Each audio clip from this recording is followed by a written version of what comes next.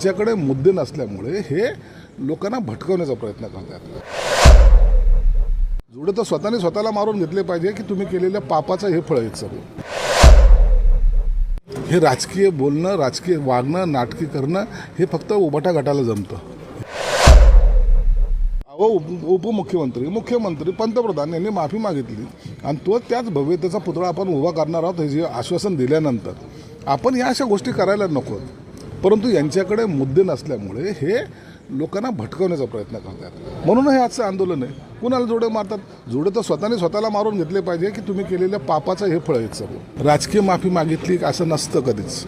एखाद्या देशाचा पंतप्रधान एखादी माफी मागतो त्या टायमाला त्याला अर्थ असतो. हे राजकीय बोलणं, राजकीय वागणं, नाटकी करणं हे फक्त उभाटा गटाला जमतं. हे आम्हाला नाही जमत. आम्ही स्पष्टपणे बोलणार लोक आहोत. काय गरज होती पंतप्रधान माफी मागायची? परंतु जेव्हा एकदा